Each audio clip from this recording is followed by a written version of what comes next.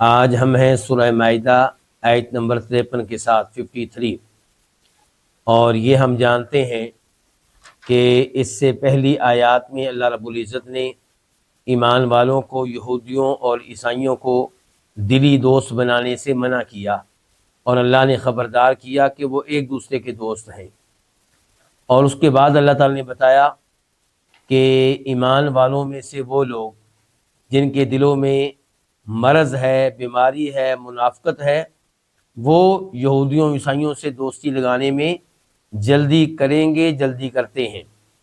اور موقف ان کا یہ ہوتا ہے کہ ہمیں خدشہ رہتا ہے کہ کہیں حالات تبدیل نہ ہو جائیں، مسلمان مغلوب نہ ہو جائیں، تو پھر ہمارا کیا بنے گا؟ تو اللہ رب العزت نے بتایا کہ امید ہے کہ اللہ تعالیٰ جلد ہی مسلمانوں کو فتح دے گا، یا کوئی اور ایسا معاملہ دے گا جس کی وجہ سے ان منافقوں کو ندامت کا سامنا کرنا پڑے گا۔ اس کے بعد وہ آیت ہے جو آج ہم شروع کرنے جا رہے ہیں۔ اللہ رب العزت ارشاد فرماتے ہیں وَيَقُولُ الَّذِينَ آمَنُوا، اور کہتے ہیں، وَيَقُولُ کہتے ہیں یا کہیں گے، دونوں معنی ٹھیک ہوتے ہیں۔ الَّذِينَ آمَنُوا وہ لوگ جو ایمان لائے، کیا کہتے ہیں، کیا کہیں گے؟ أَهَؤُلَاءِ الَّذِينَ أَقْسَمُوا بِاللَّهِ جَهْدَ أَيْمَانِهِمْ، کیا یہی وہ لوگ ہیں جنہوں نے اللہ کی قسمیں اٹھائیں، جہد ایمانہم اپنی پختہ قسمیں، انہم کہ بے شک وہ، لمعکم البتہ تمہارے ساتھ ہیں۔ لمعکم تین الفاظ ہیں، لام کا معنی البتہ، یقیناً، مع ساتھ ہیں، کم تمہارے۔ أَهَؤُلَاءِ الَّذِينَ، اس سے مراد کون ہے؟ منافقین۔ یہ الفاظ کون کہہ رہے ہیں؟ مؤمنین۔ کس سے کہہ رہے ہیں؟ ایک دوسرے سے۔ مومنوں سے کہیں گے جب ان منافقوں کا معاملہ بالکل واضح ہو جائے گا، ان کا نفاق کھل کر سامنے آ جائے گا، تب ایمان والے ایمان والوں سے کہیں گے تعجب کرتے ہوئے، اور أَهَؤُلَاءِ یہ حمزہ تعجب کے لیے ہے، تعجب کرتے ہوئے کہیں گے کیا یہی وہ لوگ ہیں جنہوں نے اللہ کی قسمیں اٹھائی تھیں، اور قسمیں بھی ہلکی پھلکی نہیں، پختہ قسمیں اٹھائی تھیں۔ پختہ قسمیں اٹھا کے کیا کہا تھا کہ انہم لمعکم، کہ بے شک وہ تمہارے ساتھ ہیں، یعنی کہ وہ کہتے تھے اے ایمان والو ہم بھی تمہارے ساتھ ہیں، ہم بھی مومن ہیں، ہمارا تمہارا دین ایک ہے۔ حبطت اعمالہم، حبطت ضائع ہو گئے، برباد ہو گئے، اعمالہم ان کے اعمال، اعمال عمل ان کی جمع ہے، فاصبحوا پس وہ ہو گئے، خاسرین خسارہ اٹھانے والے، نقصان اٹھانے والے۔ حبطت اعمالہم فاصبحوا خاسرین، یہ کس کے الفاظ ہیں؟ اس میں دو احتمال ہیں۔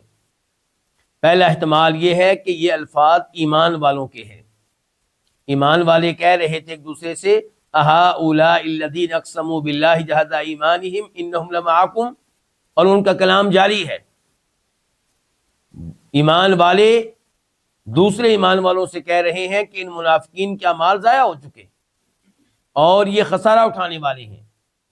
اور دوسرا احتمال یہ ہے کہ انہم لمعکم پہ ایمان والوں کی گفتگو اپنے اختتام کو پہنچی، اس کے بعد اللہ رب العزت تبصرہ کر رہے ہیں، اس کے بعد اللہ رب العزت واضح کر رہے ہیں کہ ان منافقین کے اعمال ضائع ہو گئے اور یہ ہو گئے خسارہ اٹھانے والے۔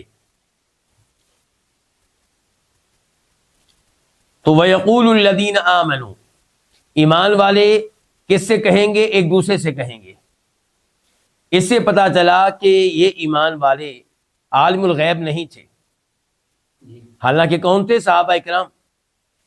جب منافقین کا معاملہ بالکل واضح ہو گیا تب انہیں احساس ہوا کہ یہ تو منافق ہے، اس سے پہلے ان کو معلوم نہیں تھا، اسی لیے معاملہ واضح ہونے پہ تعجب کے انداز میں کہہ رہے ہیں کہ کیا یہی وہ لوگ ہیں جو اللہ کی قسمیں اٹھا کے کہا کرتے تھے کہ ہم تو پکے مومن ہیں، تمہارے ساتھ ہیں۔ اور اس ایسے یہ پتہ چلا کہ یہ منافقین کا وتیرہ ہے، جھوٹی قسمیں اٹھا کے، جھوٹی قسموں سے ناجائز فائدہ اٹھانا، اور یہ زہر کرنا کہ ہم اہل خیر ہیں، ہم اہل حق ہیں، ہم اہل ایمان ہیں۔ تو ایسے لوگ ہر زمانے میں رہے ہیں اور رہیں گے، جو حقیقت میں مسلمان نہیں ہوں گے لیکن ظاہر یہ کریں گے کہ وہ مسلمان ہیں۔ انہم لمعکم، قسمیں اٹھا کے کہا کرتے تھے کہ ہم تمہارے ساتھ ہیں۔ اس کی ایک مثال سورہ بقرہ کی آیت ہے کہ وَإِذَا لَقُوا الَّذِينَ آمَنُوا قَالُوا آمَنَّا، اور جب یہ ایمان والوں سے ملتے ہیں تو کہتے ہیں کہ آمنا، ہم ایمان لانے والے ہیں، ہم مومن ہیں۔ اور ادھر اللہ نے وعدہ کیا وَإِذَا خَلَوْا إِلَىٰ شَيَاطِينِهِمْ، اور جب اپنے سرداروں کے ساتھ علیحدگی میں بیٹھتے ہیں تو کیا کہتے ہیں کہ ہم تو تمہارے ساتھ ہیں۔ مومنوں کو جو ہم نے کہا تھا کہ ہم تمہارے ساتھ ہیں، یہ تو بطور استہزاء تھا، یہ تو ہم ان کا مذاق اڑا رہے تھے۔ اور یہ چیز مزید واضح ہوتی ہے سورہ منافقون کی پہلی آیت سے، اذا جاءک المنافقون قالوا نشہد انک لرسول اللہ، کہ جب آپ کے پاس منافق آتے ہیں تو کہتے ہیں کہ ہم شہادت دیتے ہیں کہ آپ اللہ کے رسول ہیں۔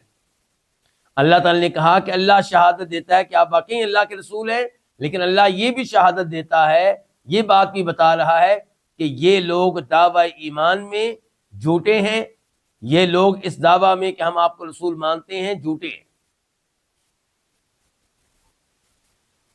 حبطت اعمالہم، ان کے اعمال ضائع ہو گئے۔ کیا منافقین کے ایسے اعمال ہوتے ہیں جن کے بارے میں کہا جائے کہ ضائع ہو گئے؟ بالکل۔ انہیں نبی علیہ السلام کے زمانے میں نماز پڑھنا پڑتی تھی، انہیں بہت سے ایسے کام کرنا پڑتے تھے جن کاموں کے ذریعے مسلمانوں کو وہ احساس دلا سکیں کہ ہم بھی مسلمان ہیں۔ اللہ تعالیٰ کہتے ہیں کہ یہ ان کی محنتیں ضائع جائیں گی، ان محنتوں پہ انہیں کچھ نہیں ملے گا کیونکہ ایمان سے محروم ہیں۔ جب کوئی انسان ایمان سے محروم ہو، وہ خیر کے جتنے بھی کام کر لے، خیر کے ان کاموں کا اسے آخرت میں کوئی فائدہ نہیں ہوگا۔ جہاں تک تعلق ہے منافقین کا، تو اللہ نے کہا ان کے اعمال ضائع ہو گئے اور یہ ہو گیا خسارہ اٹھانے والے۔ یہاں خسارے سے مراد دونوں طرح کا خسارہ ہے، دنیاوی خسارہ بھی اور اخروی خسارہ بھی۔ دنیاوی لحاظ سے خسارہ کیسے کہ اتنی محنت کی، اتنے سال محنت کی یہ ظاہر کرنے کے لیے کہ ہم مسلمان ہیں، اور آخر میں ان کا نفاق واضح ہو گیا اور پتہ چل گیا کہ یہ مسلمان نہیں ہے، ان کی عزت جو انہیں دنیا میں ملی ہوئی تھی ختم ہو گئی، اور آخرت میں انہیں کیا ملے گا؟ عذاب ملے گا۔ ان المنافقین فی الدرک الاسفل من النار، اللہ تعالی نے فرمایا کہ منافقین جہنم کے سب سے نچلے درجے میں ہوں گے۔ حبطت اعمالہم، ان کے اعمال ضائع ہو گئے۔ یہاں پہ لفظ عمل کا استعمال عمل پہ بھی ہوا ہے، قول پہ بھی ہوا ہے۔ ان کے اعمال ضائع ہو گئے، یعنی کہ ان کے وہ اقوال ضائع ہو گئے جو خیر پہ مشتمل اقوال تھے۔ مثال کے طور پہ انہوں نے کلمہ پڑھا تھا، اشہد ان لا الہ الا اللہ واشہد ان محمد عبدہ ورسولہ۔ یہ کلمہ بہت عظیم کلمہ ہے، یہ کلمہ انسان کی مغفرت کا سبب بن سکتا ہے، یہ کلمہ انسان کو جنت میں لے جانے کا سبب بن سکتا ہے، یہ کلمہ انسان کو جہنم کی آگ سے بچانے کا سبب بن سکتا ہے، لیکن ان کا یہ قول، ان کے یہ کلمات ضائع ہو گئے۔